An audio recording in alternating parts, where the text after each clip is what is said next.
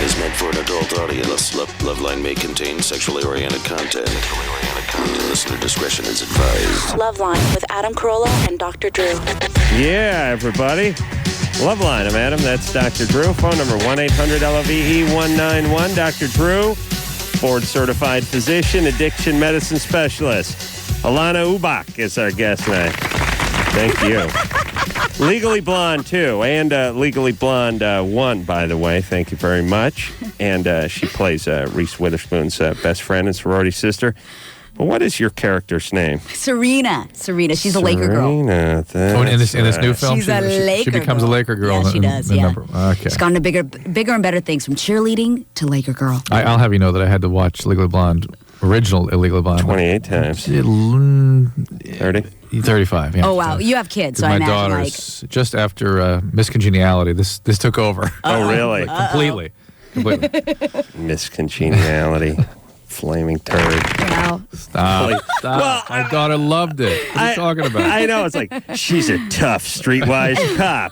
They got to smooth out the rough edges so she can join the Miss USA pageant. And she's like, they show her eating a steak with her hands and then swigging a beer and throwing the bottle at the Fay waiter. It's like, you can't pull it together. You can't use a fork on the meat? Really? Just relax. This is why movies usually suck. They go too crazy with stuff. But I saw Legally Blonde as well. And cool. I enjoyed it thoroughly. You did? Yeah, I know. It sounds, maybe I sound like a pussy. But No, you're a smart pussy, though. That's wonderful. We like the pussies. I thought, well, first off, I've always been a big Reese Witherspoon fan. I mean, she's hot, right? She's hot. I can't decide whether she's hot. I guess I'd do her. I guess I would. No, she's you hot. look at her breasts. Best breasts in the business. Oh, really? Awesome. Really? They're real. How dare you? You have no idea. But Adam missed that. She's hot. Yeah. No, I'm hearing about her breasts. I do think she's hot. I loved her in Election. I thought that was great. But I think of you with like taller, 6-foot blonde girls. I picture her 6 foot. I've never seen you her do in real picture her life. 6 feet. I picture you as about 6'4". There you go, honey. Are we good? Oh, I like the way you talk. Okay. Yeah, she. No, I just think she's a. I don't know, like a lot of performers, male and female, these superstars and stuff, they don't really stand out that much. It's like you think, you hear about who were you just bringing up with the Sandra Bullock, and you think Sandra Bullock is solid, or Marissa Tomei, they're solid, but Reese Witherspoon really seems to be talented. Yeah. I mean, I don't want to dedicate the show to her, but she really seems a cut above. I've seen her in a lot of things. Awesome. And I would watch a movie if she was in it, and that's why I watched Legally Blonde, but I really did enjoy it. It was kind of a goofy premise that they pulled off. Like, it must have been a tough pitch or sell initially. Absolutely. I often wonder who the girls were, who they were thinking about before they cast Elle Woods. Reese Witherspoon, you think to yourself, okay, was Alicia Silverstone interested in this? Was Drew Barrymore interested in this? Yeah. And then for Reese Witherspoon to come in and play this part, it's wonderful to have her in this, because it's believable that a girl, who is, a blonde, she can be a fish out of water, and she can be incredibly intelligent and at the same time funny. So, there's that fine line. It's very hard to. I don't know how this movie would have worked without her, but I don't know how it would have worked without you either, Missy. Thanks. You were great in the first one as well, and I imagine. Now, has your role been expanded in the second one? Or Yes, it's so exciting. It's very, very exciting. And I had no idea that I'd be asked to be in part 2. I did a one-woman show called Patriotic Bitch, and the producers went to go see the show, and I wrote it and did about 11 characters based around the World Trade Center and all these women who are trying to get jobs after what happened September 11th, post-September 11th. And so they watched it, and they were impressed, and they thought, okay, well, I guess she can walk and talk a little more on this. So let's do part 2 and put her in a couple of more scenes. So it was really exciting. That's great. Yeah. All right, so that hits theaters, July 3rd. Yeah, I left the little. I think July 2nd. It says 3rd on here, but really? we'll go 2nd. Well, it can be a day late. It's all good. Well, you guys can be $1 early. Has it had its big premiere yet, or? It hasn't. Maybe that's the 2nd. Exactly. As a matter of fact, I'm going to New York tomorrow at 8 o'clock to go to the Hamptons premiere and the New York premiere, and then fly back for the Los Angeles premiere. So I may just come out with you. There's a separate Will you? Hamptons. Are you gay too? Are you gay? No. I'm gay. Come out with me. I What can do you be gay. I'm game. I mean, Oh, you're game? No. How about I go with you? What does that mean go with exactly? me. Go. Do you want to come with me? I like the Spiritually idea or of going to the physically? Hamptons. I What like is the it? idea of. Separate Isn't that Hampton exciting, and though? York? Yeah, it is. It's pretty cool, right? But don't you have the man show to do? When do you film that? I got to do this Carson Daly roast. That's. By the way, can you be roasted when you're 26 or however old Carson Daly is? Wow. Unless He we're must washed have up some and sort of illness I'm not aware of. It should be a Early posthumous thing. Oh, at maybe least. it's dying. Dramatic, Oh, okay. yeah. All right. I got to do that this weekend, unfortunately. But Drew, you can swing out to the Hamptons. Yeah, with I'm Allana, right? intrigued by the idea there's a Hampton and a New York City premiere. Well, maybe Wow. it Yeah. figures into the movie. Does the Hampton thing figure into the movie at all? Actually, you know what? I have a feeling that MGM actually owns a theater out in the Hamptons. So they just thought, oh, well, why not? Let's bring them out there, too. Wow. Yeah. So, As long as they're in and we're town. all game, you know. How's Reese? Is she pregnant? She's very, very pregnant. She's all belly. That's It's cool. amazing. In fact, we had to go I'd back still- for some reshoots. That'd be okay. You're all right. Yeah. I'm cool. I'm normally not cool with that. You know, it's kind of a policy, but you know what? Rules were made to be broken. Drew. I could work that out. Reese, if you're listening, you know where he is. Okay. Yeah. How gay are you? How gay are you? Anyway, yeah, it's pretty amazing. In fact, for the reshoots, they were like hiding her behind huge presents and stuff and little tables and everything. It was pretty amazing. Yeah. See, I'm always amazed by that because if I put on 10 pounds, my head gains 6 pounds. Right? You know what I mean? It So goes straight if to your I head? got pregnant, You my look head. like a SpongeBob. Yeah, my head would be the size of Macy's Day float. So it wouldn't be like, well, Adam's pregnant, so we put him in some sweatpants. And no, it's like, what happened to his head? He turned into Jerry Lewis. Fred Flintstone. Have you seen Jerry Lewis's head? It's pretty big. Yeah. Oh, have you seen Jerry Lewis's new Well, head? He has His a new head. head. Does he have a new one? He has a new one. Oh, my God. Jerry Lewis has had 3 heads. He had the skinny yeah. sort of angelfish Right, head where right. when he went at you forward, you didn't even see him. Right. It's just crazy sort of Frank Sinatra from the 50s head. It's serious, skinniest Flat, head in the yeah, world. yeah. Thinnest head in the world. Then he had the sort of medium adult male head, you know, king of comedy kind of Jerry thing. Well, I Lewis was going to say, in yeah. the 70s, he was kind of bloated. And he had really huge... Yeah, but remember? No, that was He wasn't? No, you don't. No. You haven't No. seen the new head. That was just No, the Cassavetes that's just sort of kind of- that's sort of maturing. adult male filled out, Yeah. not got my man bones now head. Just checking. Now mammoth head. He has some kind of head, some disease called like he's grande cabeza syndrome or something. He's taking. Wait, It's listen. a Mexican disease. That's why they all have those big He's heads. taking steroids. He's taking steroids. He's taking steroids, and people take steroids develop something called moon faces. No way. Oh my God! What is it? Is That's it- an Asian slur.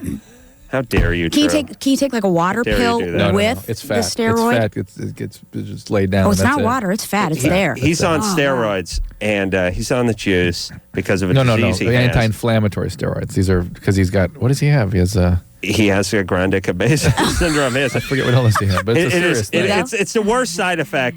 I mean, you would rather just projectile vomit 24 Well, hours a day it's- than love have these the worst big heads. Actually, We we're love these mammoth big head. The moon facies is part of a more general syndrome where they get peripheral limb muscular wasting, central obesity, moon face, big fat hump called a buffalo hump on the back. That's amazing. Isn't That's that nice? great. So And your he and lower Mickey half, Rourke. I call He it and Mickey Rourke ugly both. medicine. It turns people ugly. your lower half wastes away, And your you get a ugly big arms. gut, Yes. Wow. a hump, Giant head. skinny arms, and a mammoth And a head. moon- That's moon. how I'm going to end up. He must look like a UFO to the French. That's why they like him. Oh, my and that's why they God. like Mickey Rourke, because he has a really big head, too. You got to see Jerry Lewis's new head. That's all I'm saying. Amazing. Tristan, 19. Yes. Yes. What's happening? Okay. Well, for the last 2 months, I've been with my boyfriend, Mm-hmm. and since I was like 14, I have not liked going down on guys. That's okay. 14. That's all right. Since 14. Is it important to him that you do this? Yeah, he. Were you at 14? Were you sort of traumatized in some way? Did somebody force you to do something you didn't want to do, or? That was the first time I ever did it. Yeah. So that. Can, Well, what? Someone forced you? He pushed my head down. Okay. Made me. What's the Did you matter with gag? you? Are you angry at everybody? No. Well, then snap out of it, would you? Jesus Christ. It's like talking to a casket. It's 1 a.m. where she is. What the hell are you Who gonna do? cares? Everything is. So he forced you? He kind of pushed my... Get Well- with it, baby doll. Who pushed your head down? Your boyfriend? At the time, yeah. How old was he? He was 16. All right. And what's your current boyfriend doing? What is he? How's he reacting to this? Well, he wants me to. Yeah. Really bad. Well, okay. Well, you're not going to do it. And, No. Wait. Well, to add to it, Wait. he's uncircumcised. That makes it worse? No, it makes it way quicker. Sorry. Oh. Makes it quicker. There's more sensitive. Turns out when they recently studied that, and it showed that's not the case. Never mind. Yeah. They studied. They actually did study. No one studied anything. Yeah, they have. They've asked guys. They take questionnaires and stuff before and after circumcisions, and questionnaires. Is he clean? Before and after. Yes. Does it make any difference? Do you ejaculate more quickly? Is it? Yeah. Everyone's got their own timer, and that's about it. Yeah, that's it. Okay, here's what I'm saying. Okay, we live in a society where Jerry Lewis has a mammoth head. No. And that's okay. And that's okay. No, we live in a society where somebody, and we do this with women all the time. We never do it with But guys let me and anything finish, else. I Quiet know. down. All right. What do you mean? Let me finish. You stopped 20 I minutes wanted to ago. see how she reacted to us saying, "Well, you're not going to do it," and see where she took it. See what his reaction was. She was to that. fine with that. Well, what was his reaction? I don't got enough time to get everyone's reaction. Is she off the air? No. Well, No. he's putting off the Put her in purgatory so I can think for a second. so he can chat. Okay, here's what I'm saying. When something bad happens to a guy, it's always sort of get back up on that horse. When something bad happens to a girl, it's you never have to do that again. Don't worry, honey bunch. Now listen, I know sexual things are different. She wasn't brutally raped by her first boyfriend. Her first boyfriend, the way she described it, sort of pushed her, sort of helped her along with the oral sex. She didn't enjoy it. That was 5 years ago. She just never engaged in oral sex for the rest of her adult life now in any relationship happened before? because when she was 14, there's where something may That's have why happened. they have jams and jellies and honey and stuff like that, because so you can like it all over again. Kristen, what happened to you Oh, it'd before be when you were a great. kid? You see something bad or something bad happened to you? When Chris- I was like 3. Yeah, what happened? Drew's pager went off when you were 3? No? What happened? Molested by my babysitter. Oh, All right. God. Well, there you go. Does that include oral sex? Yeah. All right. Well, There's your Don't go issue. there. how is it that you sort of missed that little nugget? You want to There's- blame it all on the boyfriend, which really just brought things back into the present, but the real trauma was way back. Right. I don't know, because I guess I just really don't think about that. All right. Well, it's called a post-traumatic stress disorder. You have a bad trauma. It sort of submerges, and something happens in your adult or young adult life that sort of re-triggers all the reactions and the sort of intrinsic memories, not necessarily explicit memories, but the intrinsic biology of having had that trauma gets reactivated, and now you're here. And All that right. needs to be treated. Therapy, and more therapy. And that boyfriend's going to have to cool out. And guess the kind of guy she chose, too. She would choose an abusive go ahead. a-hole. Oh, why? Try to blow him. Just do it. Why not? Because she'll start having panic attacks and All night right. terrors. and all right, kinds of Then stuff. then go to go to therapy. Summer. But All right. it's interesting to think about the behavioral sort of desensitization therapy that she might get to get her to the point where she can do this. Well, I was going to say, well, think of an otter pop or something like that.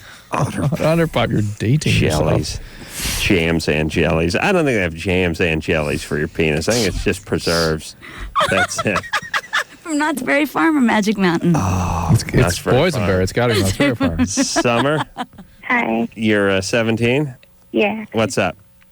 I got shingles, and I'm not sure if I got them from my surgery, if it made my immune system low. What surgery? I had a breast reduction. At 17. Breaks my heart. From what to what? Double D to C. And how long ago was the surgery? About 3 weeks ago. Okay. Yeah, well, shingles are a common thing after any kind of stress, whether physical or emotional. So, and you can also be exposed to it. Maybe you're at the hospital, you got exposed to somebody that had shingles. You sound like you're 5.5 or 6. No. 8. She said Did it- 4 words. And What happened when you were 8? Huh? Something happened to you when you were 8? No. anything? Dad died? No, my stepdad's like, he was kind of verbally abusive, but that's it. Okay. That's Where's it. my That's bourbon? it. Where's your real dad? I don't talk to him. How come? What happened with him? He just stopped calling, and my brother used to live with him, and he abused my brother, so we just all pretty much didn't keep in touch. When did that happen? When he stopped calling you? About a couple years ago. All right. And he had a reduction pretty young. Yeah, I play a lot of sports, so they were getting in my way and giving me back problems. How big are you? What's the size of you?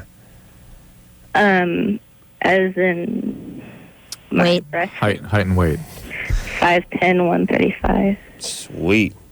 Wow. That's a buxom woman. He knows address? 5'10", 135 with the double Ds or the X double Ds? Yeah. You're gone, Adam. Gone. Gone see. No.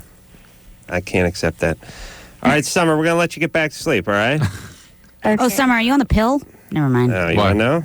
I was just going to say that a lot of breast tenderness during the pill, extra breast tenderness, all that. And also, are you on the antiviral medication for your shingles? No, they didn't give me anything when I went to the doctors, and I was wondering what I could get to help them out because they really hurt bad. Yeah. Well, had it gone on too long before you went in? Is that what they told you?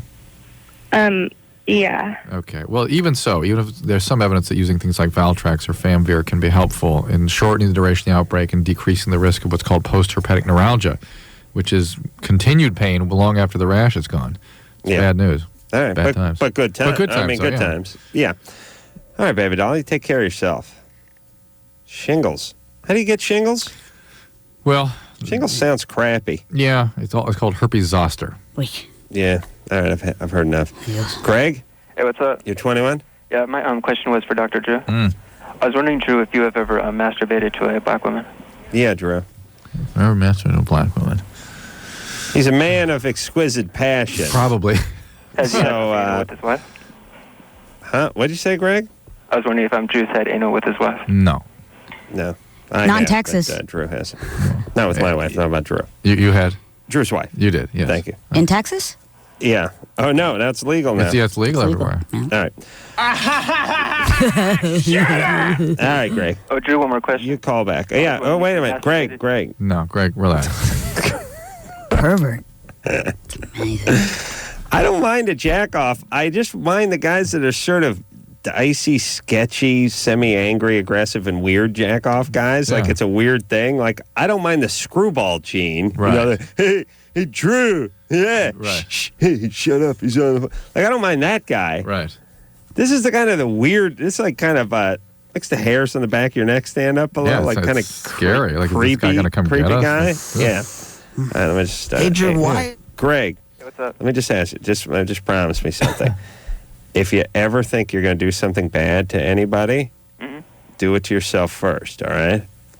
What's that? All right. Just want to make sure. Looking out for society. You know what I'm saying, buddy? All right. All right. All right. Nothing wrong with that speech. I'm going to put that out there when I'm in charge. Good for you. A lot of you are depressed. A lot of people are angry. A lot of people are having homicidal thoughts. Right. Let's turn those into suicidal thoughts. Jesus Christ. You know what I mean?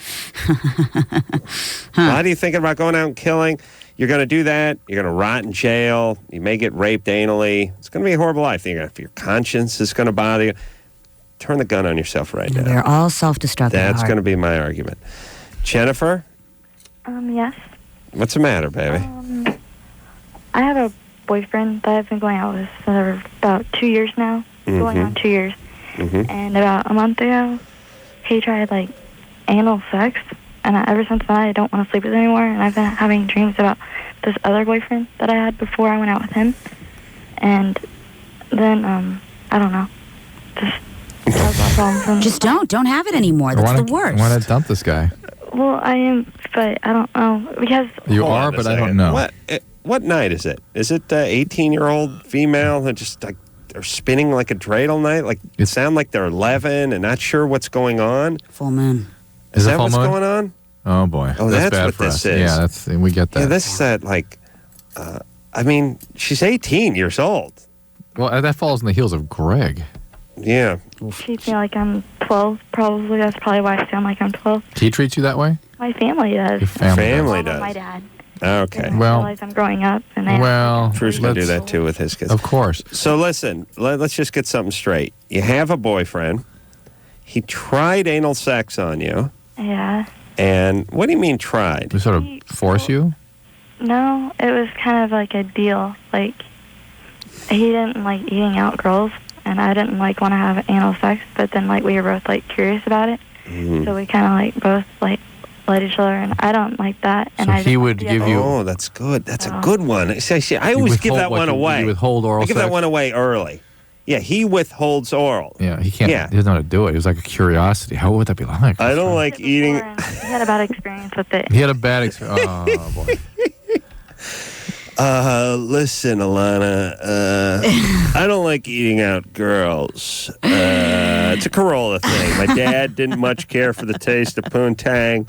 His grandfather, his father, of course. Well, then I'm not before inviting you him. over for dinner. Don't even think about it. All right, but I am in love with anal.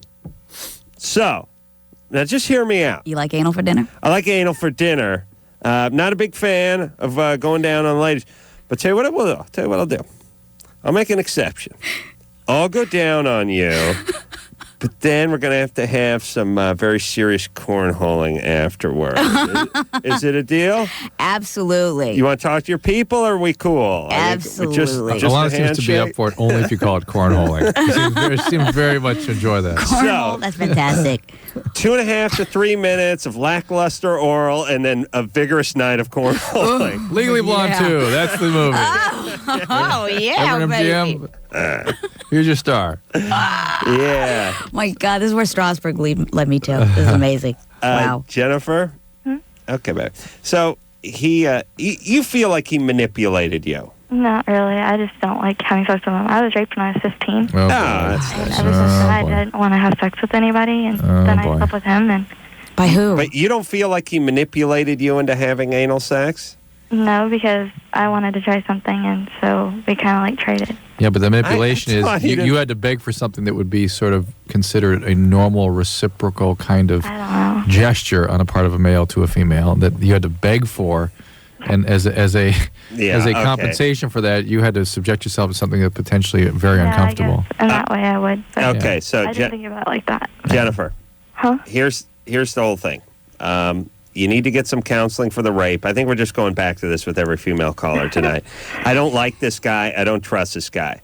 I don't like a guy who says, I don't like to perform oral on a woman, but I really love anal. And That's, Jennifer, that is total crap. But also, Such. but ooh, Yes. what's radio? You got to huh? watch the Oh, I'm sorry, you guys. I thought I was doing an indie. Sorry about that. How dare you? What kind of program do you think this is? I thought this is a B movie I was doing. Sorry about that.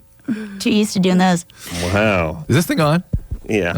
Unacceptable. Hey, listen, she's done with the guy too. She just doesn't know how Yes. to end it. Plus, she's real attached to him because she came out of a trauma and the fear of abandonment. And blah blah blah. She's got to stop behaving like a 12-year-old and behave like the 18-year-old she is, and end this relationship. This is a relationship that wouldn't last 3 weeks. Won't last 3 weeks when she's 25. No, absolutely. As soon as she starts feeling submissive, before you know it, 2 years goes by and she's Yeah. starting to resent the guy. At 17, 18, you don't know how to end a relationship. It feels like all we put into it. My whole life is wrapped into this, and Right. we share this world. And how can I bring it crashing to an end? Well, guess what?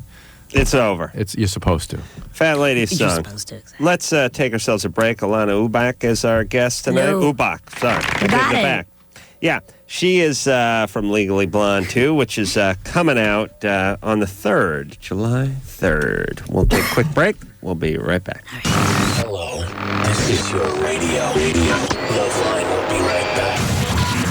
As many as 1 in 3 Americans with HIV. LoveLine with Adam Carolla and Dr. Drew. 1105 Alternative, San Francisco.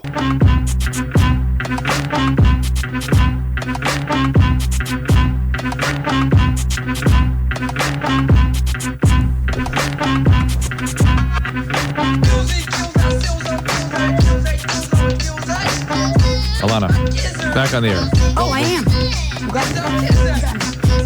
Oh my gosh. I only do that for Anderson. All right. No, Drew. No, it's fine. We'll talk about it. I don't know if it's come up before. Hey, it's LoveLine, everybody. I'm Adam. That's Dr. Drew. Dr. Drew boards. Allana Yes. Ubach is our guest tonight. She is from Legally Blonde 2 and Legally Blonde 1. She's Serena. She's What's her nose's best friend? I'm trying to think of her name. What's her nose's best friend? No, It's Reese Witherspoon. I know her. She's Reese Witherspoon. I was trying to think of her character's name. Elle Woods. Elle. That's right. That's right. And I like her dog, Buster. What the hell's the dog's name? Bruiser. Buster. Better than Buster. Buster Just Brown. Bruiser, yeah. It's a Chihuahua, but it's the only Chihuahua I've ever liked. Anyway, we were just laughing at the beginning of the show, or at the coming out of the break, is Drew has these questionnaires he gives to all the guests because he's trying to put together a study on fame and how it affects you and how it compares to other people and all sorts of stuff. It's always been a bone of contention with producer Ann and everyone else around here because A, he bugs the guests, who don't seem to really mind too much. And then B, it always sort of interferes with the show a little bit because they take their test during the show. And Drew and I have had multiple arguments, and all I ever tell Drew is you got to tell the guests when the show comes back on that they have to put their pencil down, put their headphones back on, and participate in the show instead of participate in the test. And Drew always says, hey, I told him when I gave him the test that when we come back, put the headphones on. But that was always 4 or 5 minutes earlier. And the guest has forgotten about that and is intent on filling the test out, in which case I yell at Drew. Drew, you sit there and watch them with their headphones down and their pencil up taking the test. You have to tell them when we're coming back. Yeah. Drew will not do that. He absolutely will not do it. And you can't do it, Drew. It's not even, you don't forget. We're both just looking at Allana. We heard the music come back in. I just don't talk. I'm not going to talk anymore until you tell them to do it. It's such a good questionnaire. I couldn't get But Drew, do you ever think about why you can't do that? Yeah, I can't figure out. There's no reason why I wouldn't do it.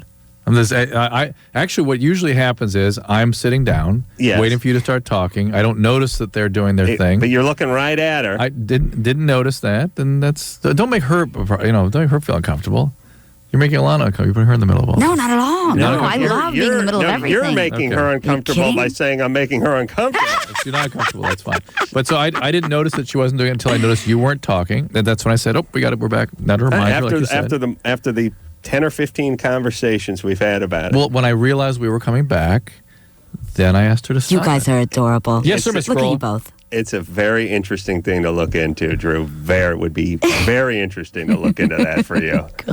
I think it's a combination of a few things, but one is A, you can't stop somebody when there's something to be done with you. Yeah. Like once a week, Ann comes in. She says, "I need you guys to do these liners for a station in Bum F." I always look at them and go, well, I got to take a leak. We'll do them next break because there's about 30 seconds worth of work here. Drew gets a little panicky and says, let's do them now. Let's do them now. Because if there's something that's looming out there, it screws with you.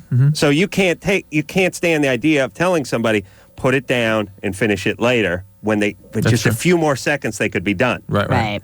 It's that, and then there's some sort of passive-aggressive thing going on, too. We'll look into it. Maggie? Yes. It's no fun when you don't defend yourself, by the way, Drew. What you know. No, I'd love to solve the problem. My idea is to try to solve it. It's not like I don't want to solve it. I'll tell you one of the easier ways to solve the problem.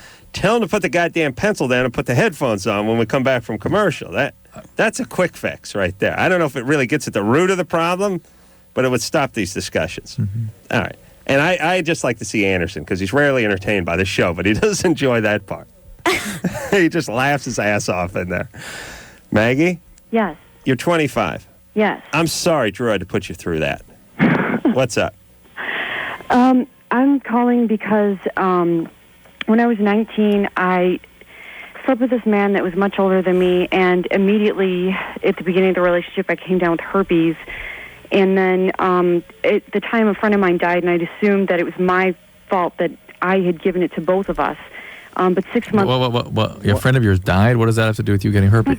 Because I was so stressed out. Do you understand that when I went to the doctor, one of the things they told me is that you can have it, and it can be dormant, and then it comes out when you're stressed. So you didn't think it was the primary infection. You thought it was some sort of recurrence. You missed the primary one. Right, exactly. Okay. You thought you had herpes the whole time, and you just never knew it. Yeah. That happens. All right. Well, and I've heard that happens. Yes, happens a lot. But the thing is, 6 months later, I came down with genital warts while I was with him. And he said, I'm sorry, I should have told you. Wow. How old was this guy? He was 10 years older than me, so... 29? How'd you meet him? He was my teacher. Good times. At Or they high teach school? sexual ed? No, it was. It was. right. It was in college, and the worst part about it is that he's still preying on younger students right now. Why didn't you report it back when it was Because happening? I don't want people to know that I have these diseases. Okay, Nobody's well, going to want to date me. Well, a lot of people have these things, and you do need to be honest about them when you do date people. Well, I am. Okay, and you need to report this guy. You need to alert the institution. What school is it? Can you tell us? I don't know if I should say. Well, you're hiding it again. You're protecting this guy every way you What's the can. point? What's the point? Performing arts school. Okay, all right, and you need to. Oh, this guy probably gets the freshman class every year. Yeah. Yeah. Out him. Yeah. I would. Yeah. Oh, so You guys, this you was probably have to entrap him. Too. This was how long ago? This was like 6 years ago. 6. And my question is like I've never really told anybody or talked to anybody about this besides like the last two guys I've dated are really in that, and like my gynecologists are the only people who know, as far as I know. Right. And- Like my best friend doesn't even know. Right. And now, did you have a full-blown relationship with him? Were you boyfriend and, did you think you were boyfriend and girlfriend with him? We were boyfriend and girlfriend. No, because when Maggie, think about it. Think about who this guy is.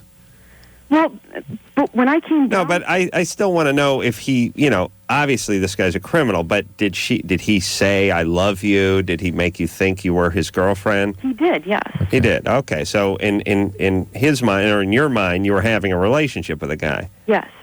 And is he married or anything? No, he's not. Did you find out he was screwing around with anybody else during that time? No, he wasn't.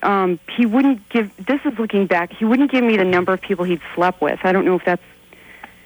Hold on, but doesn't a good sociopath just say, well, 4.5? Oh, 4.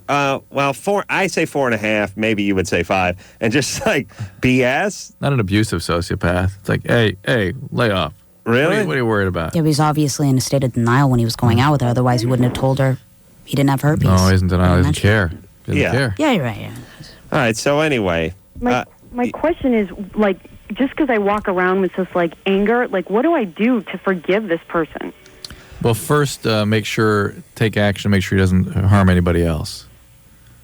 Wouldn't that be the first order of business? yeah, and how I'm not sure. I mean, we're all fed this bill of goods when we were, like in the 70s, that you have to forgive. When you forgive, then you move on. I'm not so sure you need to forgive people that do bad things to you and who never really got repaid for it. And things that you can't change, though. And things that you can't. I'm just saying, I don't know, forgiving, if your dad molests you for 5 years and now he's dead, or maybe he's living in probably Florida, I don't know if you need to forgive him. I think you can forgive yourself for your part in it. You can understand your role in it and you're a victim and so on and so forth and move on. But I don't think you need to forgive the guy. I don't think you need to obsess on the guy. I don't think you should ever forgive him. He's a bad person. Yeah. You know what I mean? Like, do the Jews need to forgive Hitler so they can move on? No, they need to dig up his bones and kill him again. I'm a Jew. Thank you. All right. Again, therapy. How about but it? the resentment is a potentially damaging feeling to be living with. Yeah. I know that's hard for you to imagine, Adam, since it's something you've never experienced. Oh, look at Drew. Now it's coming back. But resentment is something that does tend to eat people up a little bit. And so you need to find ways to sort of integrate that. Yes, you can be angry when you think of it. Yes, you can hate him. But you need to sort of find a way to kind of let go of it, to come to terms with the fact that it's a sick person, preyed on you, feels awful. Some way to make it what's called a cohesive narrative out of your experience. Yeah. Well, maybe people use forgive where they shouldn't use forgive. Yeah, it's more of a moving on. It's you shouldn't think it's okay. You shouldn't let him off the hook. It's okay to hate him and be angry, but let the resentment eat you up. I do think ratting the guy out would be part of a healing process. Listen, I would, yeah. Yeah. Sure. And take care of yourself and make sure that you tell your other partners that you do have that. Wear condom. Haley? Condom. Oh, hey, am I on the air? Hey, you're 16. What's up? My summer school teacher, like, it always seems to me like he's hitting on me, but then when I talk to my friends about it, they're like, what are you talking about? Stay with the teacher theme here. Wow. Tonight. Yeah. Oof. And actually, I'm only 14. I'm not 16. Oh, boy. Is he just being extra sort of affectionate in some way, or Well, like, if he'll pass out papers, he'll, like, find a way how he has to reach around me.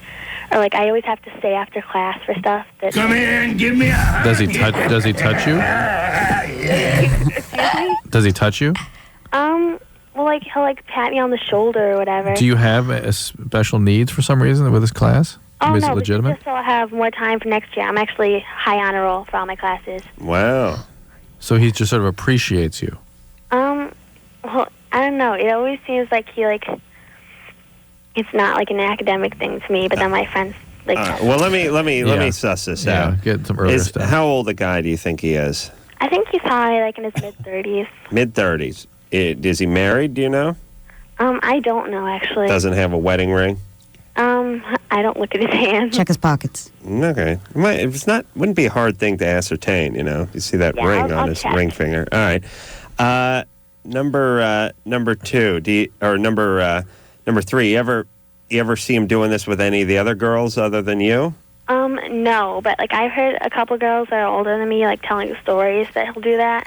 Yeah, well, I remember, I do remember in junior high back when it was fine to molest.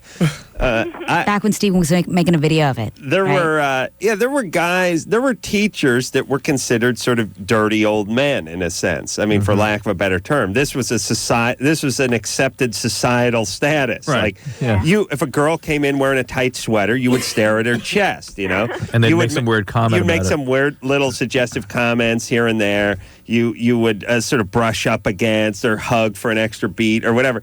That was sort of the end of it. I guess you just go home and beat off to it. That's the part they never told you about. But they never actually made their move. You know what I'm saying? Yeah, like, I don't think he's going to rape me or anything. Yeah. Well, there's really nothing. Are you attractive? Well, I'm not going to be like, I'm the hottest girl in the world, but I think so, yeah. All right. Do you have fantasies about him in bed? No.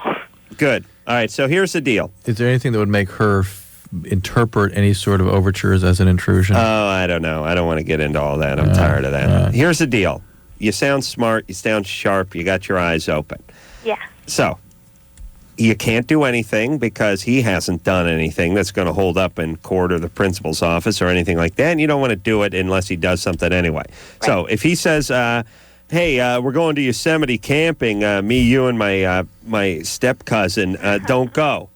And don't, stay after class with him. Just avoid any situation. What am I going to say? Like, if he's like, okay, I need to say about this paper. Because that's what he says. Like, he always finds a reason like that after. Bro, I'm so busy. I gotta meet my mom. My mom shopping, won't let me. She doesn't let me stay after school. So busy. My mom, Sorry. that's it. You just make sure you're not in a situation where you two are hanging out. And he'll get the picture. And there's nothing wrong with if there's an administrator, like a dean of student type of somebody that's above all the teachers. There's nothing wrong with going, this guy makes me uncomfortable. Can you help me? And you're not saying guys raping me, but that teacher needs to know that some of his behavior is maybe crossing over a little bit. I was raped in high school by you were Mr. Gregory, who there's the driving instructor. Driver's ed. Oh yeah, driver's ed. I heard about that. He failed me. I call that rape. When you fail driver's ed, that's the male 16-year-old male equivalent to rape. Wow. Heading into the summer with a nice big F. So you're totally screwed up now because you can't go into driver's training. You got to retake driver's ed. You got to wait till the next semester comes around and retake driver's ed. And then you're now 18 months behind. Everyone else is getting their license. That's rape. As a matter of fact, I would have taken a good finger banging in the A from Mr. Gregory rather than the F. I swear to Christ, when he said F, or you can just drop your pants. I'll lube up my index finger via my own saliva and pack it in your ass for 5 minutes. I would have gladly done it. Gladly. I'm not even kidding him. I would have done it. You're asking for it. I would have. Drew, lick that finger. I'm saying. All right. I always thought you guys were in love. I really it's did. true. Well, that's why we argue this way. You just got to make out and get it over with. I just argue with Drew because I know he's capable of more. Allana Ubach. Yeah. Here tonight from Legally Blonde 2. We'll take a out on the 2nd, we think, now of July. Take a quick break. We'll be right back. LoveLine. 1-800-LOVE-191. LoveLine. With Adam Carolla and Dr. Drew. Call LoveLine at 1-800-LOVE-191. Live 105. Alternative. San Francisco.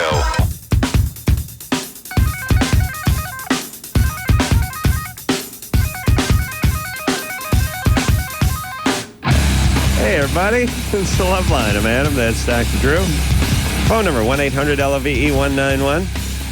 Allana Ubach is our guest tonight. Hello. She is from Legally Blonde 2, which is coming out on the 2nd of July. This is going to be a huge movie. Seen billboards all over town for this. And Legally Blonde 1 was very well received. And we were talking about this, I don't know, with another actor before, but so many actors do so much crap and are capable of doing good work, but they're just sort of all over the place. Like, you know, I always think of Nick Cage when I think of this. Like, They want to be busy. Does good stuff, or even John Travolta, you know, but then the batting average ends up being sort of horrible. You know, it's like, well, 1 out of every 7.5 movies turns out to be good. But Reese Witherspoon doesn't really seem to work that way. She seems to pick good projects, do good work.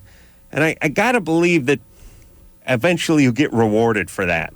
And I think that's going to come to fruition on the 2nd of July, everybody. Legally Blonde 2. Now, wait a minute. Is it different in different parts of the country, the release date? No, it's all over the place. Okay. All over the USA. Oh, July 2nd. Everywhere. July 2nd, Okay. USA. It's early November on the East Coast. Well, and the in reason I middle of asked, the you country. said you're going next week to a premiere. Yeah, to a premiere, to a screening with cast and crew. But not a release premiere. On Not that a day. release Okay. premiere, yeah. And you're going to, where'd you say, the Hamptons? Hamptons, New York City. I'm going. Drew? Not you, Drew. Caller, Drew? Hello? You're 25? 27. 27. What's up? It's kind of difficult to address. It's a strange problem, but I have this kind of intense fear. I almost consider it a phobia, though I don't know if by definition that classifies it, but of vomiting. Yeah.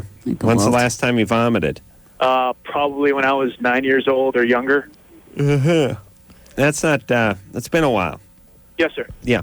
And was something traumatic about it at the time? Well, my mom and I, we've talked about it. We've tried to trace it back, and the earliest we can go was when I was a little kid. My mother took care of her mother, my grandmother at the time, when she was going through problems of cancer. Oh boy! And we took care of her at home. And what had happened was she would get sick a lot at home, and I think that kind of started. Isn't that interesting? That wired him up. Yeah. Appreciate that. Okay, How's that doing? Yeah. Wow. Good? I see you don't drink? No, sir. It's one of the reasons why I never did. Wow. I guess it could. What leads you up to that? Could be good though. You wouldn't do heroin. You wouldn't drink. Yeah. You wouldn't overeat. I'm sorry. What do you mean? What led up to what I apologize. Is it stress related? Does something happen to you where you ask yourself, "Okay, my God, I'm going through this. Time to throw up." Well, no, he can't. He can't vomit. He can't. Oh, you He has cannot pathological fear of vomiting. I kind of refuse to. He has a fear. The tape recording you just heard of somebody vomiting made him probably nearly vomit. Really? Strange to have. Thank you, Anderson. Yeah. Is that upsetting to you to hear that? Well, the thing is, I've come a long way, and it all kind of manifested itself a couple of years ago. I went to an underground film festival in Honolulu, and we were supposed to see my friend's film. And what had happened was, before that, there was another independent film, and it was a whole bunch of skater guys. It was a great film, but Shakes the Clown. right The at clown. the end, sorry. Shakes the Clown. No, go ahead. There's a lot of vomiting in Shakes the Clown. At the end of the movie, all these guys they were drinking nothing but Budweiser, and it was just like projectile vomiting for like the last 5 minutes. And from there, I really couldn't do anything. I dropped weight from 175 to about 143. I stopped eating because I had a fear of eating because I got food poisoning. It's post-traumatic stress disorder again. Is that interesting? I know, but yes, he had listened to his grandmother vomit for weeks while he was 3, and it freaked him out. And you saw that? You viewed her. Well, he at least heard it, probably. Okay, but he's so good at that. I know. Well, one of them is Jimmy. What? One of them that's Jimmy. Oh, that's Jimmy. That's Jimmy's vomit sound effect from back when he was in the radio. And then here's David Allen Greer now. And then there's He's better. How dare you say David's a better vomiter than Jimmy? He just is. Oh my God. He just is. This one's a combo, actually. There's combo.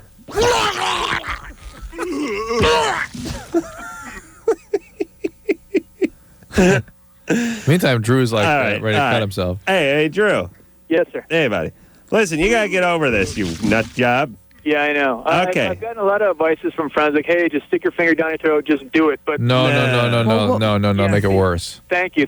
What I'm worried about is, first of all, I don't want to have to take any medications. I figure I can get over this on my own. And I don't know, is it a mistake to think to myself, you know what, I don't need any type of counseling. This is something I could fix within myself. Well, sooner or later you have to. It wouldn't have been 12 years ago, but now it is. And elsewhere in your life, it's okay. You have normal relationships, that sort of thing. Yes, sir. Everything's fine. But you know, it's funny when I go and eat places, or if I go places, like I can't sleep at night. Wait, Drew, listen. Look into this. May be a specific circumstance for something called EMDR. Have you ever heard of EMDR? Yes. No, he hasn't. Drew, you ever heard of EMDR? I've tried it. You tried EMDR? Changed my life. Well, really? Mm-hmm. Drew, have you heard of that? Well, Allana can tell you how it works. All right, we're late for break here. Oh, really? Oh my God. So, Drew, awesome. Yeah, look into EMDR. You can look it up on the web. There's a lot of information about it out there. It's a little bit hocus pocusy, and there's a lot of controversy about it. But for a specific phobic reaction that's coupled with a post-traumatic stress reaction, I would think that would be an ideal circumstance for it, provided you're otherwise well constituted psychologically. All right, Allana Ubach is our guest tonight. She is from Legally Blonde 2. Going to be out July 2nd, and she's going to tell us how EMDR changed her life. That's right. And what the F that is when we come back. Here it is. Bottom line, it sucks being single today. Tons of lame people and no decent prospects. Call the Dateline. Call the Dateline. Call the Dateline. 1-877-889-DATE. LoveLine will be right back. So get your problems ready.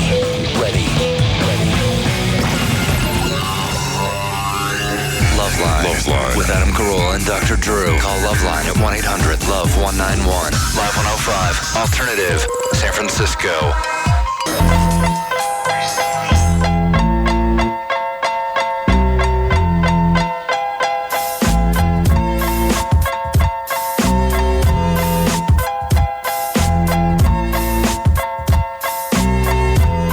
I'm off. Never mind. I'll say Hey, later. it's LoveLine. Anderson screwed that one up. Allana Ubach is our guest tonight. She is from Legally Blonde 2. Hello. She is a Serena. She is Elle's great friend, and I enjoyed your work in the first one, and I'm going to go enjoy your work in the second one, Thank too. you. That is out on the 2nd of July. When we left off, we brought up something called EMDR. Yep. Which is something that I hadn't heard of. I thought it was a pill. I didn't know what it was. Allana has some experience with this, and we said we'd talk about it. So I'd like to know myself. So quickly, let's walk us through it and tell us you did it and how it works. Sure. EMDR, and we were saying that it stood for eye movement disorder revolution. Reprogramming, exactly. Okay. or something. EMDR, basically what it is that if you have a specific problem and it's bleeding into other areas of your life, what EMDR does is it kind of compartmentalizes that emotion so that you kind of you lessen it in you within. It's I had a problem with a boss at work who was very abusive to me, and what work was it? It was in acting. I was doing a film one time with a very abusive boss, and he was a director, and Really? That's it. It ain't going any further. He was just kicking your ass, It ain't huh? going any further. But, Wow. My ethnicity was involved, a lot of little things here and there, and so it really affected me. So What's your ethnicity? Puerto Rican? Holy Christ. Mexican? What's she doing in here? Get her out of here! She's Jewish. I thought that was bad enough. I didn't know what a Puerto Rican in here. Didn't just work with Oliver Stone either. It's amazing. Yeah. All right. Telling you. But So- basically what happened was, what EMDR does is, okay, I have a problem with my boss. Right. What this woman who specialized in EMDR said, Allana, okay, when you think of your boss, how does it make you feel on a scale of 1 to 10? And she showed me these illustrations of faces. And basically, these faces got more grotesque as it got from 1 to 10. So Right. I thought, okay, 10 is what I think about when I think of this person. Okay, Allana, now look at this box. In the box, there are these red lights, and you look from back and forth. It's almost like hypnosis. Do you like sort of put your face up into it? Right into it. And you you put little phones your eyes on your ears. follow the... Right. It's like to watch the watch. You put headphones on. You put headphones on and you hear... Hold on, we call them cans. Can, in radio. Exactly. You put the cans to your ears, exactly, and you hear a deet, deet, deet, and you follow the light to the rhythm of the sound. And as soon as she, what she did was she asked me, Allana, now, think of the emotion that you're going through when you think of this person and when you're at work and when he tells you the things he tells you. And I'm just like, oh, God. And I remember breathing really heavily and all of a sudden just sweating profusely. All of a sudden, I was following the light. She was like, stick to the light, stick to the light. The light stopped. She talking into your cans when she... Well, you can kind of hear her as okay. They're not that strong, the cans. Right. And she said, okay, now, the sound stopped. The light spread out. And all of a sudden, I was just, found myself really breathing heavily and really dealing with that one emotion. And she said, okay, Allana, now how do you feel on a scale of 1 to 10? She showed me the illustrations, and it came down to a 5, honestly. It really did. It went from a 10 to a 5. Did she have you talk while you're watching the light? Yeah. Talk about things. She was like, you can talk, you can mumble, you can do a frick, blah, blah, blah, blah.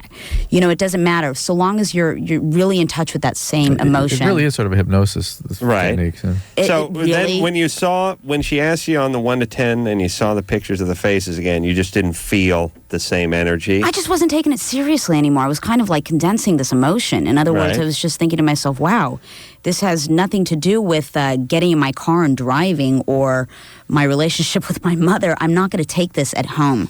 This is just one thing that happened to me. Was it just one session then? Or did you do multiple sessions? One session. And a couple of others on other problems I have. It really helps. It worked for me. Okay. It might not work for everyone else. You went back to work? Oliver Stone didn't bother you anymore? And Who was it? I wish I was working with Oliver Stone. Come on now. Just tell us the movie. Tell us the movie. Debbie Does Dallas Part 5. When did this all happen? He was such a How long ago was this? How long ago was this? I was a kid. But I was mature enough to know that I needed that. You know what I don't like about this town is there's all kinds of horrible people in this town. Jerks. And we run across them all the time. Horrible publicists, horrible celebrities. And people say to me, like, all the time, like, who's your worst guest you've ever had? Rodney Dangerfield, I scream at them. He's an old, fat, bloated prick who I can't personally stand. Now, everyone else says, I love Rodney Dangerfield, comedian I've ever met, kisses that old S's ass. Well, Oliver Stone, obviously. Yeah. Ooh, look at your head. First off, I think the guy sucks. He just tells a bunch of hackneyed jokes from the 30s. Number one. Number two, he's a prick. So when people say, well, who's your worst guy? I say, Rodney Dangerfield. It's my worst.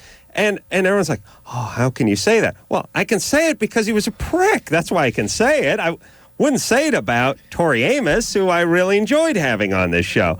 Now, I don't wish the guy would die or anything. I don't wish cancer on him. I'm just telling you, Rodney Dangerfield and anyone who's worked with him could probably tell you that the guy's just a bloated prick. I believe.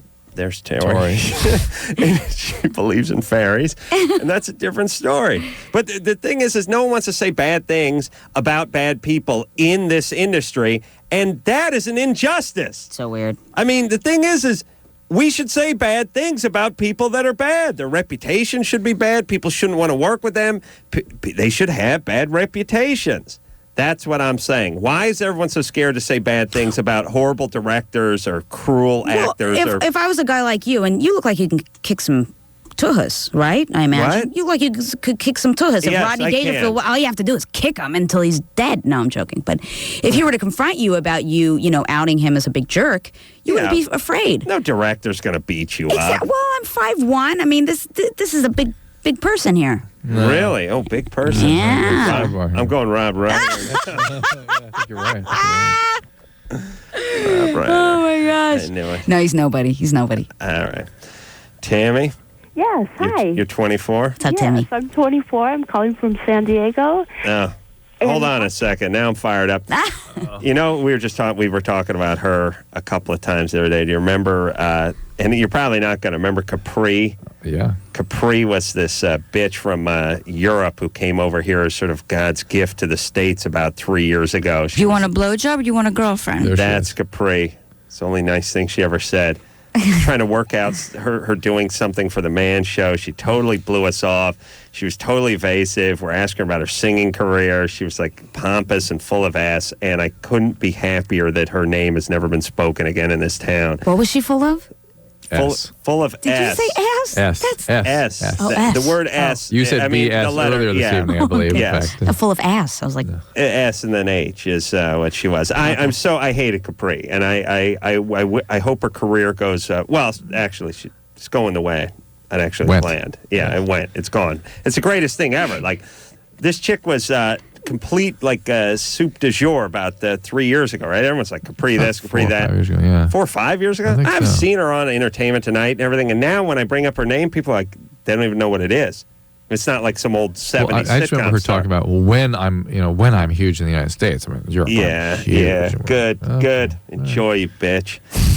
Screw her. And I remember you questioning her about her singing. She's like, well, how long have you been singing? She was, about a year or two. We're like, she was just full of crap. She said she had a big hit in England, a big hit in Europe, was huge in Europe. And I was like, well, when are they going to release it, in the United States? And she was like, we have to redo it for the United States. And I was like, why? It's a big hit. Just bring it on over, And she was like, you don't understand. And I remember thinking, you're so full of crap, you little silicone bitch. Screw her. Screw Capri. Do you want a blowjob or do you want a girlfriend? Do you want a blowjob or do you want a girlfriend? Tammy? I'm no reference to Capri, I hope. They think everyone wants to screw them so they can act however they want. I love it. Tammy, are you in La Jolla? No, I'm calling from Abnormal Heights. Right on. Normal Heights. And what's the question? Okay. My question is, I always hear you guys make reference to people, or at least girls, having had been molested, that I'm not sure if your reference is that it stunts the sound of their voice as to at the time that they were molested, or that they just in general talk like they're little girls. They talk like they're little girls, and there's something. Recognize that? It's something about the way they talk clues us into what age they were molested. We can sort of predict based on how they make us feel and what we hear in their voice. Okay, that's what it was. I misunderstood that part. At any rate, my question is that the same for guys? No. No? You know what's interesting that we hear in guys? Gay. We can hear gay in guys. Drew hears gay in guys. And that makes us question whether or not born that way or produced into that. You hear what? Drew hears gay. Oh. I don't hear gay. As you know, I'm colorblind and deaf. Yeah, whatever. And some of those Puerto Ricans. And you're not sure if you want a girlfriend or a blowjob. Is that you? That's my girlfriend, Capri. Okay. Okay, so that was my question. No, we don't hear the same kind of thing with the voice of a little person coming out of the male. We don't. No, absolutely not. No, but strangely, guys. Okay, here's the deal. You eventually start sounding like what you're thinking. Angry people sound angry even when they're on job interviews and trying to be nice. They sound angry. It's brilliant. Racist guys sound like race guys. Gay guys sound like gay guys. Little sex kitten chicks sound like that. Angry lesbians sound like angry. Everyone just sounds like what they've. If you think it enough, here's the deal. If you think a certain thought enough, your face starts looking like what you're thinking, and your voice starts sounding like what you're thinking. Hallelujah! I know that. Yeah, I've seen that. I work a lot with the general public, and yeah, that's true. All right. If you're a jackass, you are. It's what you look like, what you sound like. Yeah. I don't know why, by the way, people don't see that. You know what I mean? It seems like you see some of these guys, you size them up pretty quickly, then you meet their girlfriend and they're deeply in love, and it's like, really? You don't see the jackass guy? The guy with the ponytail who's wearing nothing but a leather vest, nothing? 2 earrings, 2 hoops, the leather vest and the ponytail, nothing? No. Actually, I'm describing Lorenzo Lamas. I'm sorry. Do you want a blowjob or do you want a girlfriend? Was that me? Yes. You want a blowjob? You want a girlfriend? Didn't you do a great sassy Hispanic on this show? Or was that you? Who was that? Do you want a blowjob or do you want a girlfriend? I think you did I think on this show you did like the 15-year-old gangbanger Cholo That's chick. how I met Reese. I played a 15-year-old gangbanger in jail, and we were in Freeway together. Oh, yeah, Produced really? by That Oliver was Stone. you? Yeah. Oh, it is Oliver Stone we're talking about. How about that? Produced by Oliver. Yeah, Drew was right on with that. Boss originally, didn't she? No, She started no, switching over to director. Director. Wow. Yeah. Stop the presses. Oliver Stone's a prick.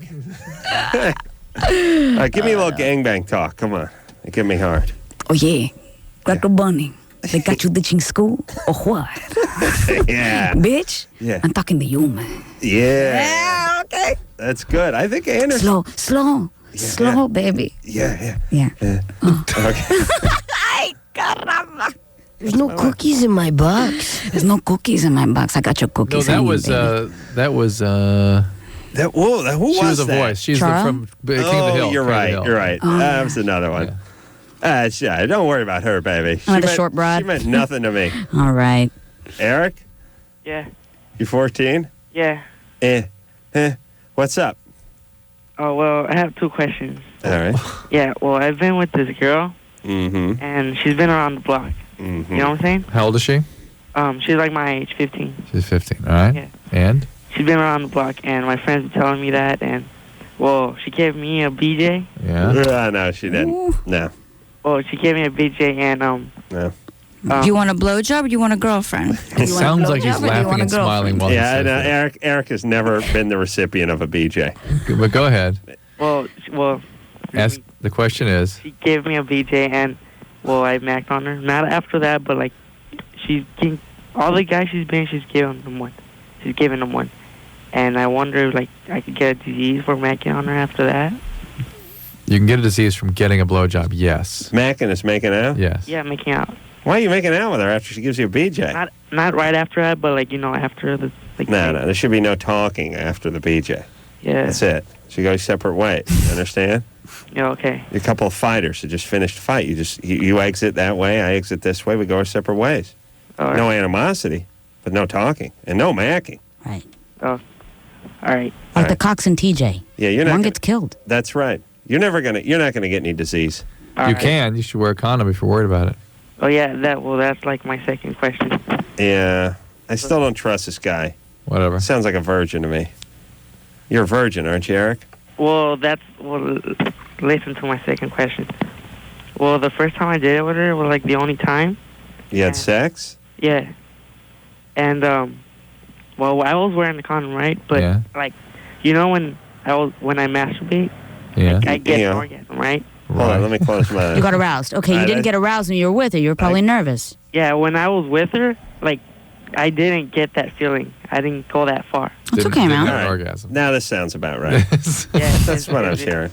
Yeah, I didn't get that far. Is it normal or am I? Yeah, first time That's out. great. You're going to last longer. That's the only time I've done it. So. All right, relax. Yeah, Good for you're you. fine. Take your time.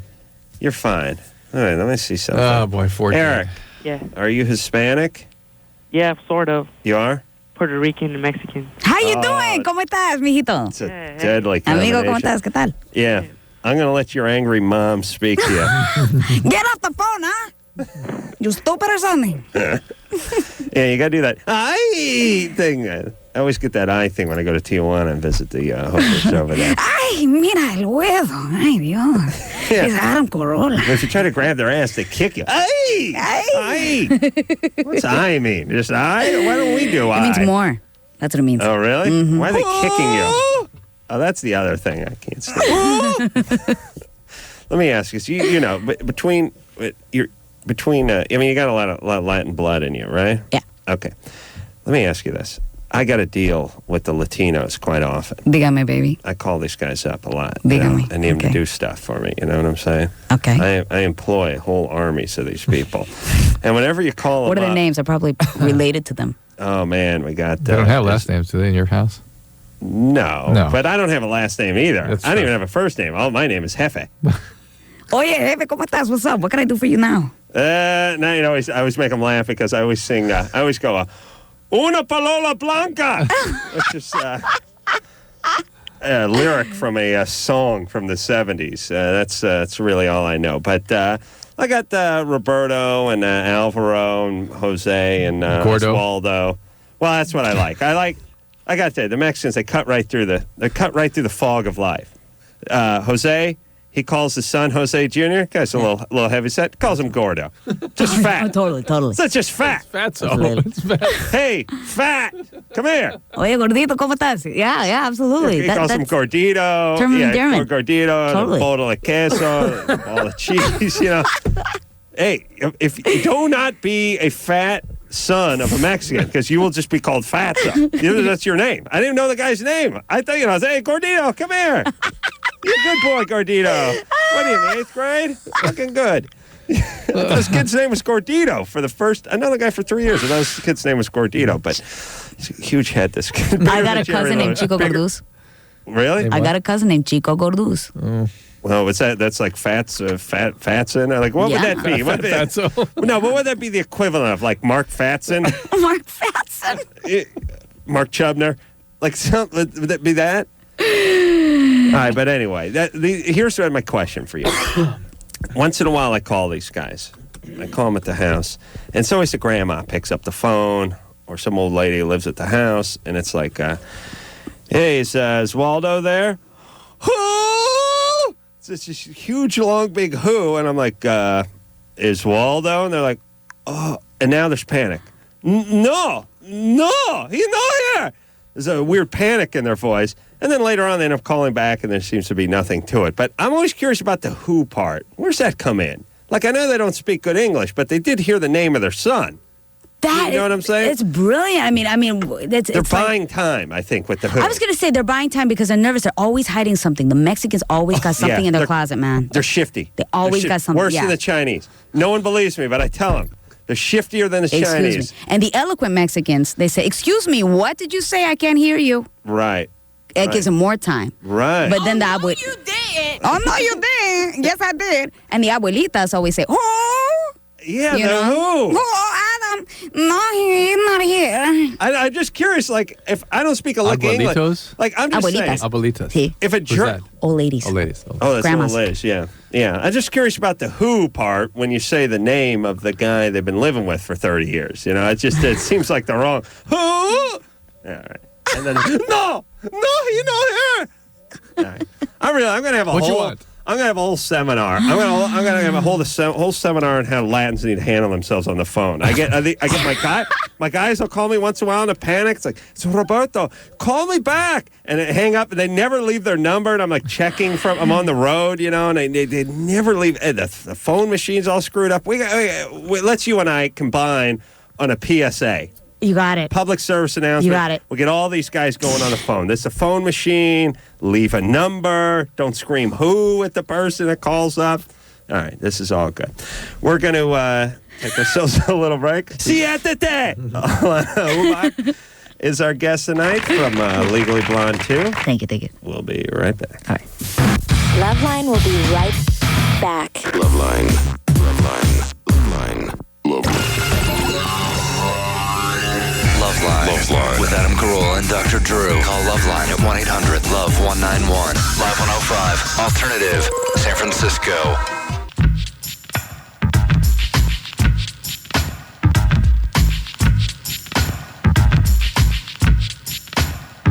Hey everybody, it's LoveLine. I'm Adam, that's Dr. Drew. Allana Ubach is our guest tonight. Hello. She is from Legally Blonde 2, which is coming out in theaters on July 2nd. She's reprising her role as Serena from Legally Blonde 1.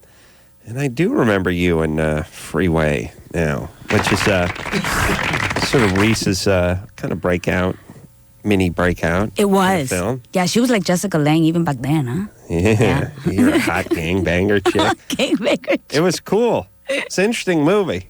Total, if you just saw Reese Witherspoon and Allana in Legally Blonde and then went and saw Freeway, you wouldn't believe what you were seeing. Yeah, you'd go, wow, they should get Academy Award.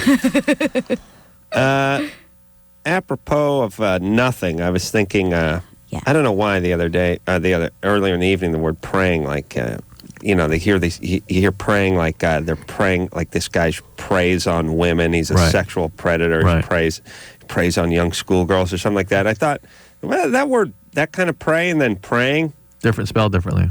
A-Y-E-Y? Still confusing. Too close. Yeah. There's something that means that one means a horrible thing and the other means something kind of nice that you want your kids to do every night. Shouldn't be the same thing. I was thinking of that. And? Casual and casualty. Oh, yeah. Yeah, those are two words that need to be further separated. Yes. You know what I mean? Yep. The beginning of casualty sounds like casual. Yep. Your son is a casual. You're thinking you're going to hear dresser. No, casualty, guys. Head blown off. Napalm, actually. Casualty and praying need to spread out. Yeah, We need new words here. Yeah. Thank you. Thank you very much. Outlaw. Amy, Yes. you're 22. Yes. What's up? Well, when my fiance and I have sex, right afterwards, like after everything happens, I have to run to the bathroom and kind of clean myself. We don't use condoms. I'm on birth control. So, What do you mean clean yourself? well, like I don't like. Well, once he's finished inside me, I feel slimy. Yeah, You have to.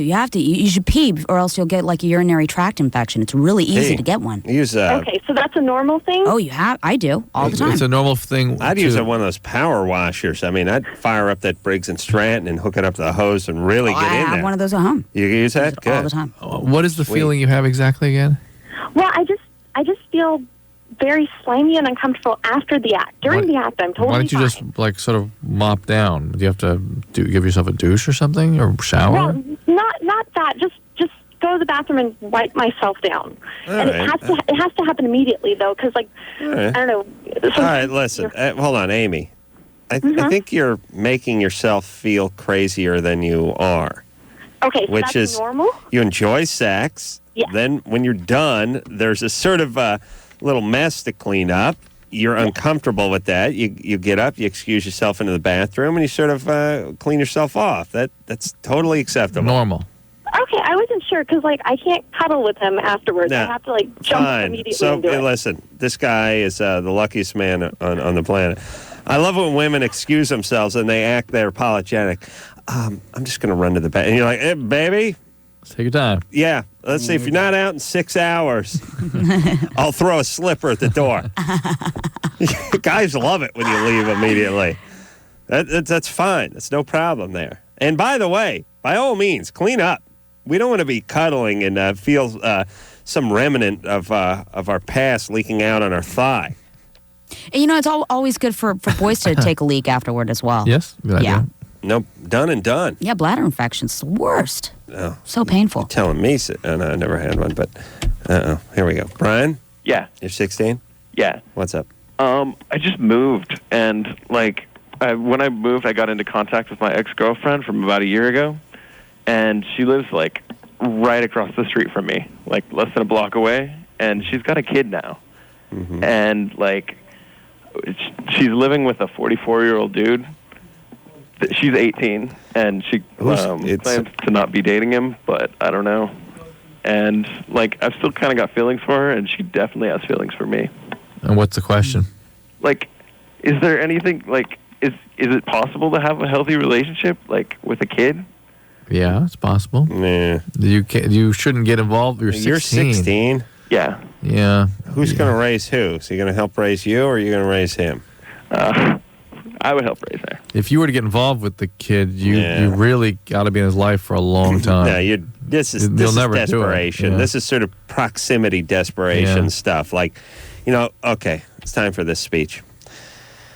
Oh, the Mexicans. No. Damn Mexicans. It's a different speech. This speech is when you got nothing going on, your best friend. Males. Especially, yeah. Yeah, okay. Your best friend is the person who lives next door to you. Think about that growing up. Oh, my best friend lived across the street. My best friend. No, he's not your best friend. He's the schmuck that lives across the street. You guys strike up a relationship. It's not like everyone coincidentally gets their best friend to move next door or across the street. You can make long-lasting friendships, but this is a proximity thing. And he is just basically with her because he was with her. They broke up. Now he's feeling lonely or whatever. He moved. Now she's nearby again. All of a sudden, he's in love again.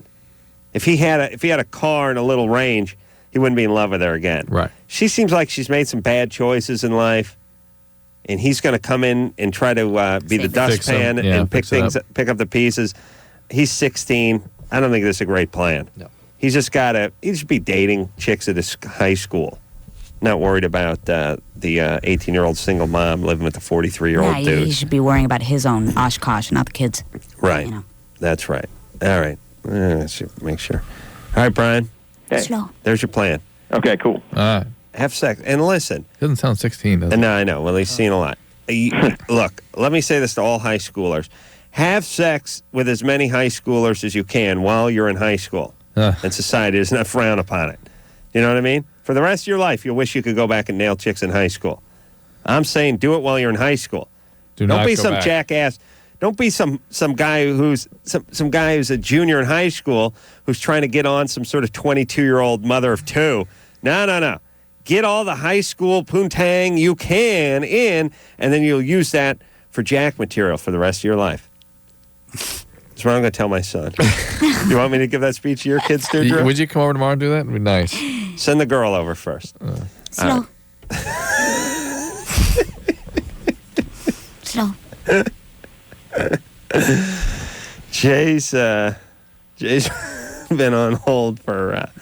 here's what it would sound like if I attempted to have sex with a Mexican midget. All right? Yeah. Okay. Hey, baby. Do you know what Are I you in represent? yet? I represent the lollipop guild, baby. Yeah. Slap my ass right away, baby. Yeah, you're hot. Yeah. What are you, about 3'5"? No. 3'4"? No, 2'6". 2'6". Okay, slow down. No. Hold on. No, I like it fast, baby. Yeah. Oh, Speedy. Yeah. Speedy Gonzalez. Yeah, usually I don't hurt the ladies, but you're so undersized. I think I make an impact on it. I think you're so big, baby. Yeah, that's what I like in comparison. I like them big. I'm as big as your forearm, which is only 3.5 inches. You want to get on top? Get on top. Let me hop on Right this. around. Turn around. Let me look at that stubby ass. Yeah. Yeah. I'm close. No! Caliente. All right, go to the bathroom and clean up. Go to the bathroom and clean up.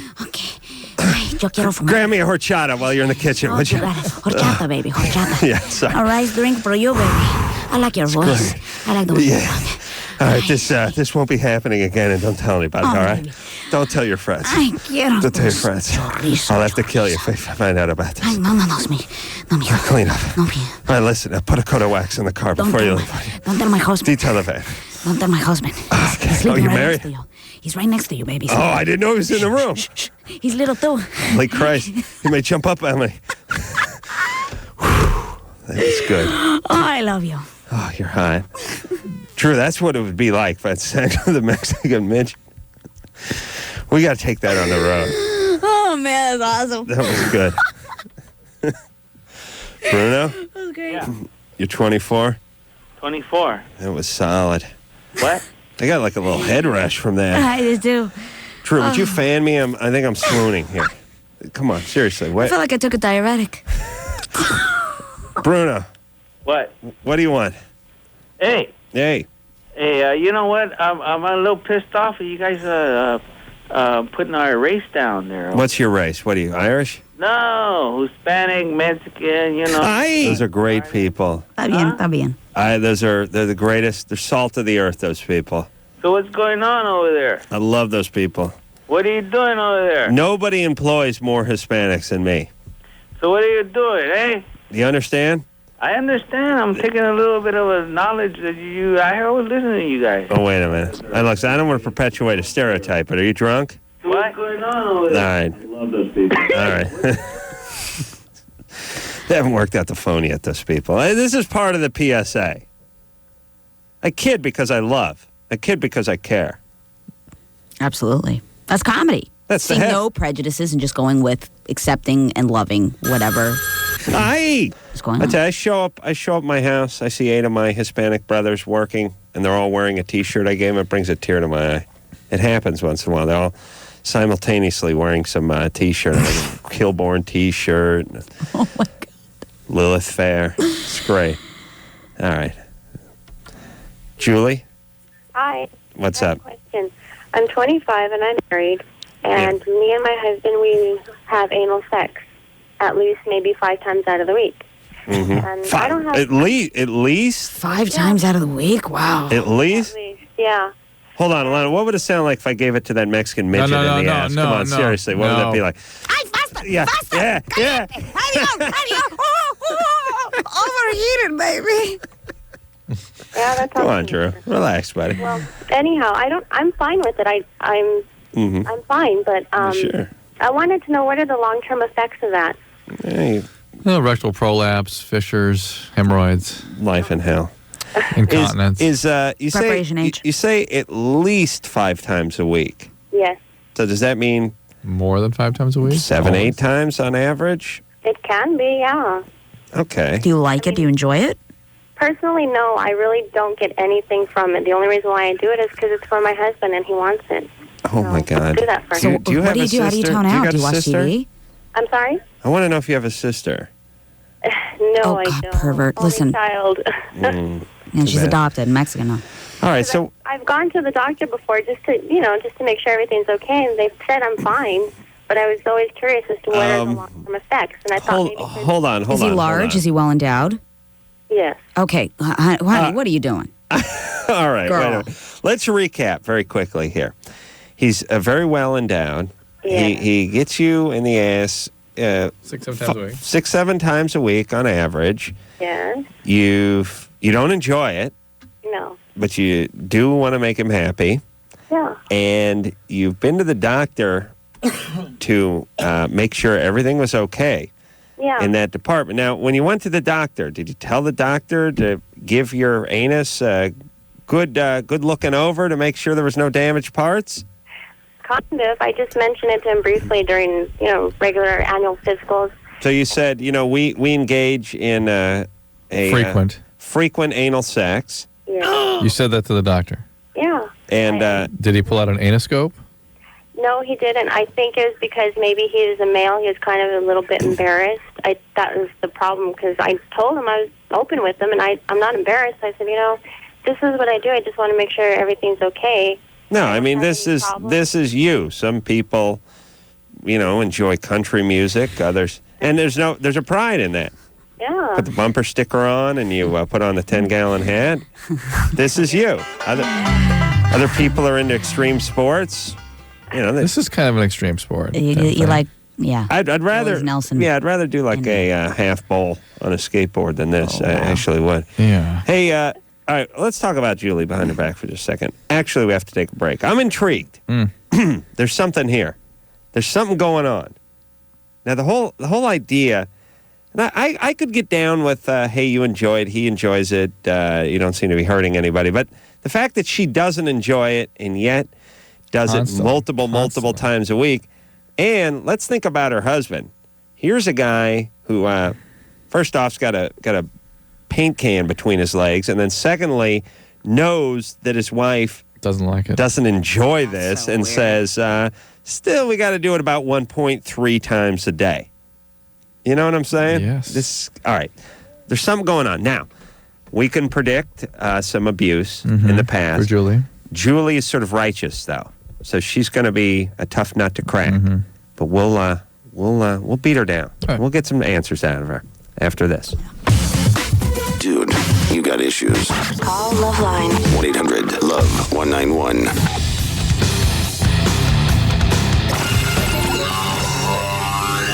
LoveLine. With Adam Carolla and Dr. Drew. Call LoveLine at 1-800-LOVE-191. Live 105. Alternative. San Francisco.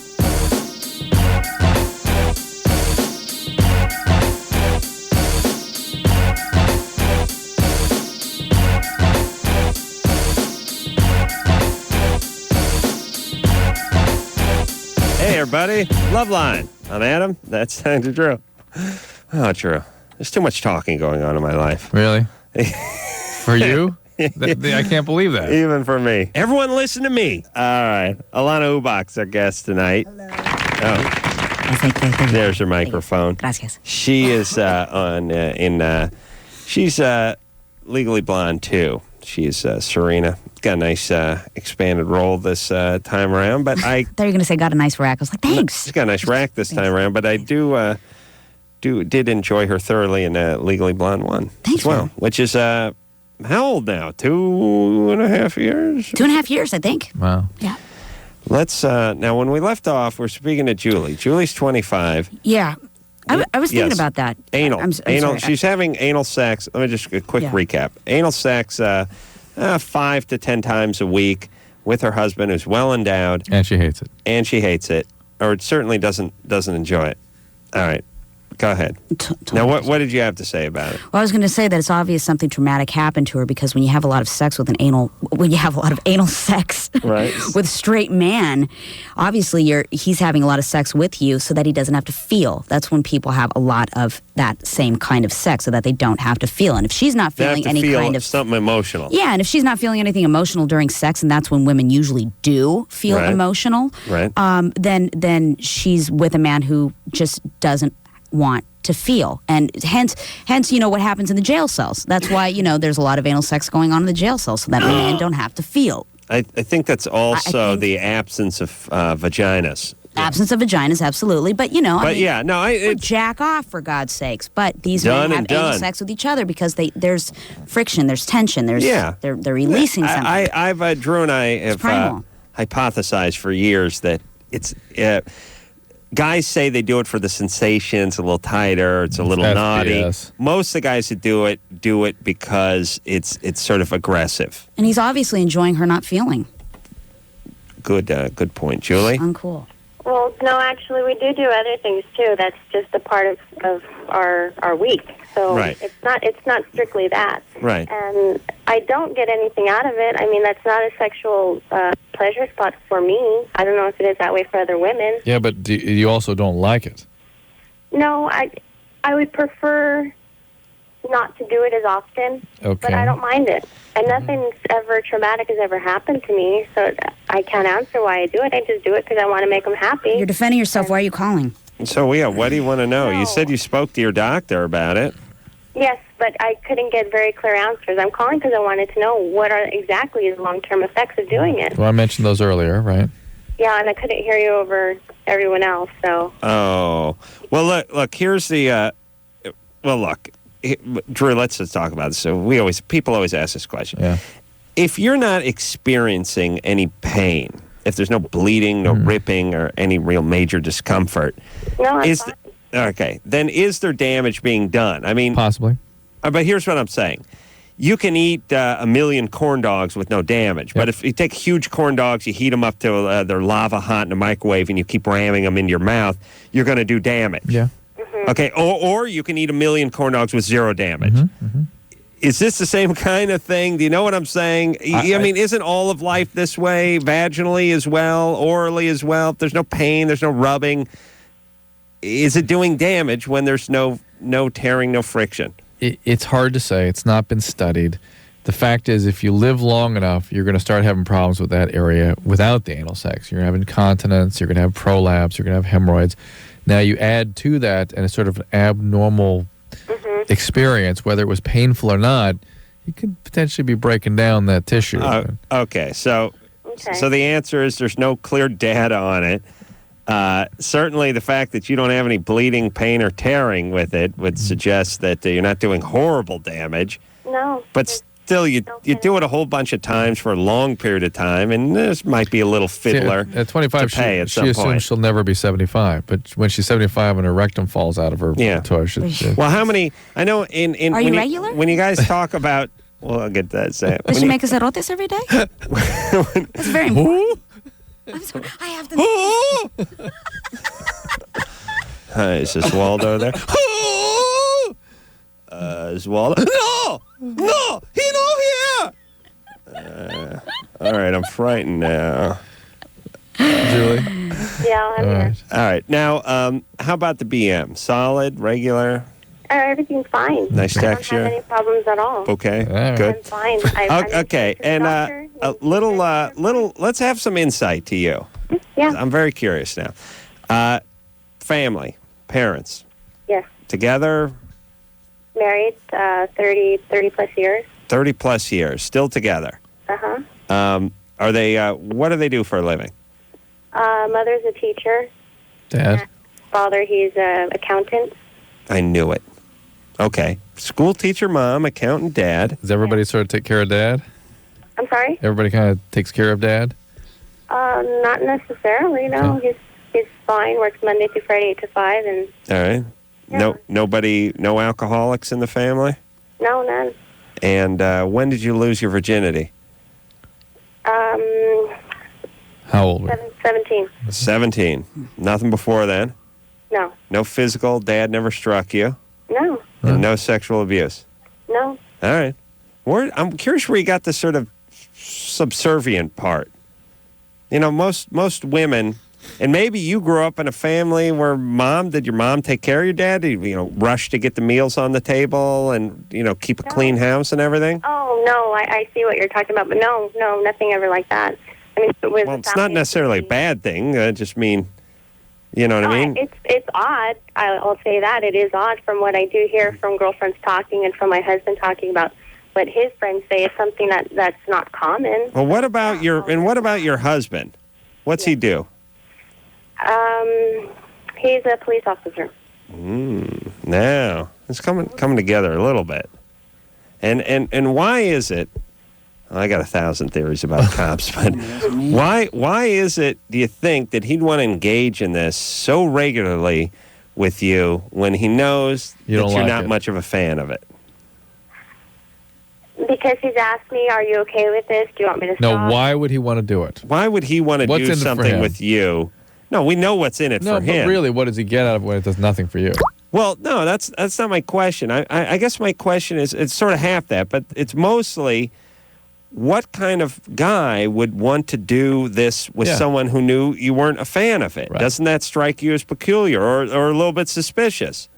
No, not really. He's told me, he said, well, it's another hole. What guy wouldn't want another hole? No interest. No interest. I would, only with the Mexican midget. No interest. Right. But there are a lot of people that I do hear talking. Yeah, but listen, hey, Julie, you're not answering the question. I don't know. Okay. From what he told me, it's another hole. Why not? Yeah. I know. It's another hole. It's okay. See, here's what I'm saying. Yeah, she's in denial. Julie's ass is starting to slowly bleed out rectally. Yeah. You know what I mean? You're starting to get a little insight. And when you sort of corner her with a question, like, first off, the guy's a cop. That's always a bad sign. Number two, why do you want to be with a guy who's doing something you don't want him to do 7-8 times a week? He said a hole's a hole. Yeah, it's like, that's not an answer. Julie, answer the question. I did. Your hole's a hole question is not the answer. Well, he asked me, if you don't want to do this, tell me. If it bothers you that much, tell me. Here's my question. All right? Listen. 10 seconds to answer. I got 10 seconds. You said you don't enjoy this very much. Okay? Because I get no sexual pleasure out of it, from what I understand. Okay, just quiet down. No, that's not where a female G-spot is at, so of course it's not going to do anything. Okay, you don't... To make my husband happy, that makes me happy. Okay, so now you can hear the crazy rap. Now the weird rap coming. Yeah. Let me ask the question. Oh, go ahead.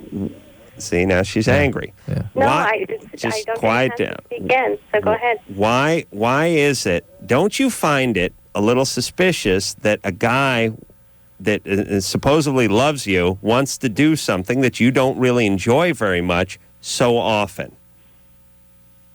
Yes or no? No. Okay. You're fine with that? I'm fine with that. Okay.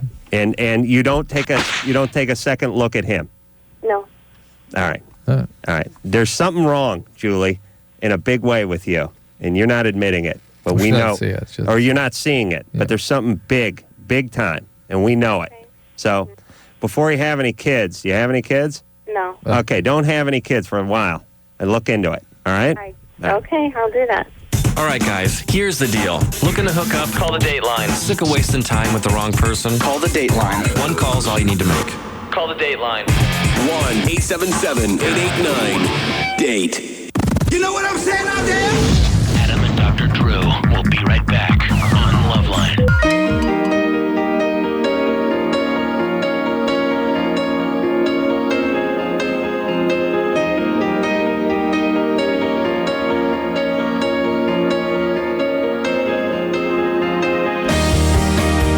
Well, that's the show, everybody. I want to thank Allana for coming in here tonight. Thanks for having me, you guys. This was fun. You're a saucy little minx. I'll tell you what. I really I like those accents, Adam, don't you? It's fantastic. You like it? You like my inner city women? Sweet. Legally Blonde, everybody. coming out on July 2nd. I want to thank Brian for doing a great job on the phones all week. Tara, don't call me Tara, goddammit, for doing a fantastic job on the phones and coffee. Junior.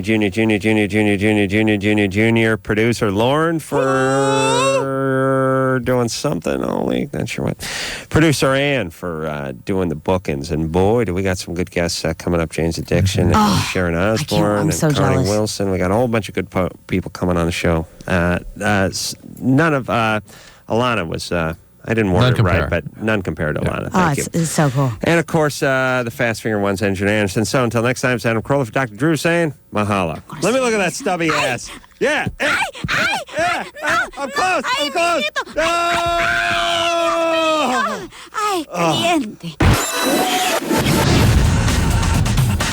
This has been LoveLine. The opinions expressed on this show are not necessarily those of the staff, management, sponsors, or this station. The producer for LoveLine is Ann Ingold. LoveLine is a presentation of Westwood One Entertainment.